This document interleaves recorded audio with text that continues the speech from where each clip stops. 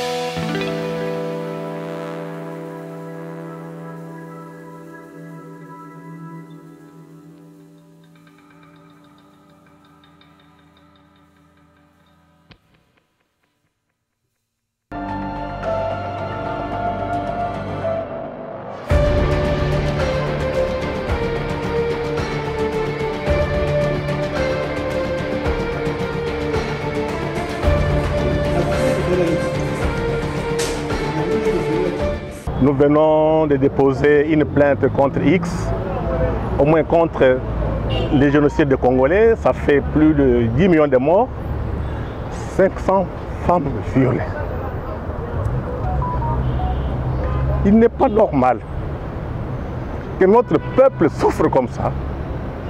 Et nous qui avons été à l'école des Blancs, qui avons étudié, on regarde notre peuple souffrir, occupé, humilié, et on a dit non. Ça doit s'arrêter. Ça doit s'arrêter. On a pensé qu'il faudrait voir la justice. Ce n'est pas normal que ces gens qui ont tué des Congolais circulent. Ils sont au gouvernement, ils sont dans les institutions internationales, et notre peuple est décédé lui-même. Le président de la République fait un grand effort. On ne voit pas les élites faire le travail. Voilà pourquoi la conscience nationale congolaise a décidé de prendre les choses en main pour que la justice soit faite. On ne peut pas accepter, 30 ans après, qu'il n'y ait aucun procès contre ceux qui tuent les Congolais. Que ce soit sur le plan international, mais aussi sur le plan national. Et j'appelle le peuple congolais de s'organiser. On n'a pas d'autre choix. Nous ne faisons rien. Nous serons les esclaves. Nous sommes arrivés à déposer la plainte auprès de la Cour de cassation, au parquet général, pour qu'on poursuive ces gens. Donc, on a amené des documents, des preuves. Nous avons les rapports des Nations Unies, des experts. Nous avons les livres de Charles Onana, qui est écrit sur l'Holocauste oublié. Les noms des tueurs des Congolais, des pilleurs des Congolais, ceux qui occupent les Congos, sont dans ces rapports, dans ces livres. Ce qui nous fait mal, c'est le silence politique. Nos hommes politiques ne cherchent que le pouvoir pour manger. Personne ne pense au peuple. Nous, représentants du peuple, nous disons que ça doit s'arrêter. Il faudrait que ces gens soient poursuivis par notre justice, du moins qu'ils soient privés, pardon, qu'ils soient mis en prison. Donc la conscience nationale congolaise a pris la conscience d'organiser notre peuple pour que l'histoire ne se répète pas. Nous sommes plus de 108 millions d'habitants. Si aujourd'hui vous partez à Goma, ce matin d'ailleurs, 4000 militaires rwandais sont sur notre territoire. Ils occupent Bunaganda. Aujourd'hui, ils ont occupé Kanyabayonga. Mais pourquoi on doit se taire? Pourquoi cette complicité à Kinshasa? Ce n'est pas normal.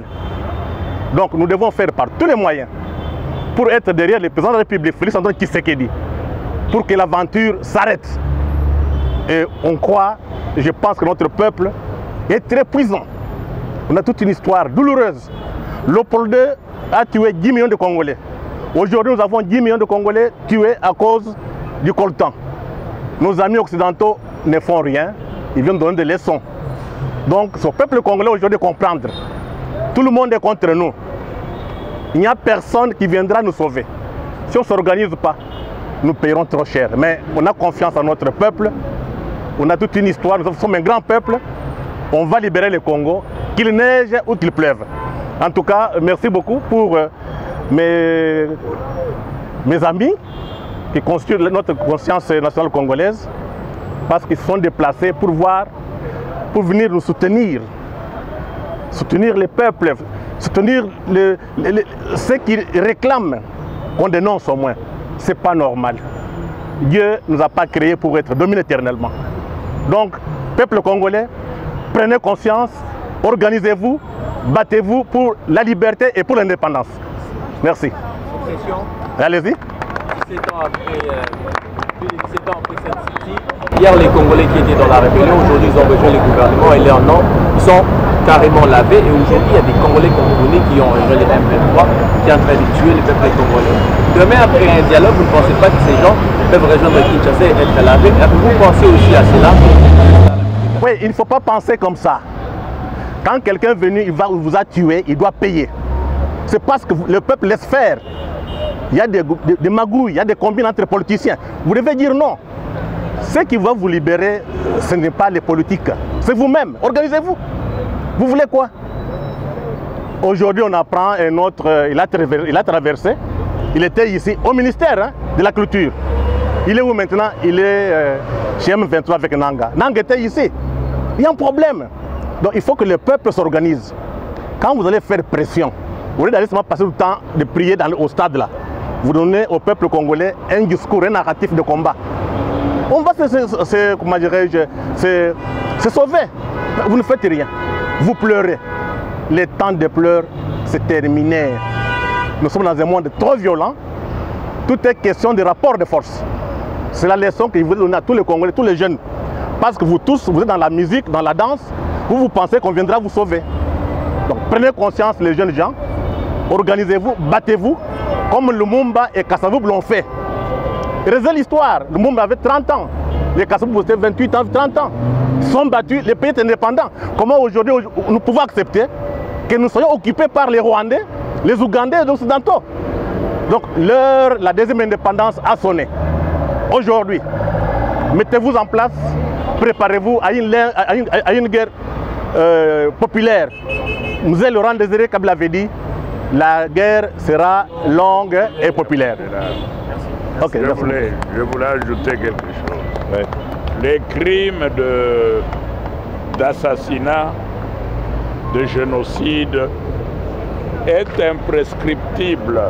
Donc il n'y a personne, il n'y a aucun tribunal, il n'y a aucun président, aucun pays, aucune instance dans ce monde qui peut vous laver du crime d'assassinat et de génocide et de congocides. C'est éternel, vous tous les enfants.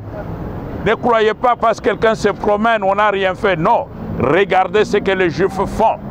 On arrête les gens qui ont été directement, indirectement responsables des massacres pendant la période nazie. Donc entre 1930 et 1945, on continue à les arrêter jusqu'à aujourd'hui. Ils meurent en prison. Donc l'Israël a constitué des commissions qui les poursuivent dans tous les pays du monde. Vous les enfants, vous allez poursuivre, nous vous donnons la mission de poursuivre ces gens-là. Ils iront en prison, même s'ils devenaient des présidents de la République du Congo, même s'ils devenaient des ministres ou quoi, vous avez les devoirs. Si les preuves sont là, que cette personne est responsable direct ou indirect de massacre du peuple congolais, c'est votre devoir de l'arrêter, de le juger et de le condamner à mort. Je ne dis pas de le mettre en prison. Non. Contre l'assassinat, le génocide et les congocides, il n'y a que la peine de mort, même si ces gens-là sont âgés de 100 ans, même 104 ans. Donc c'est un travail pour toute votre vie.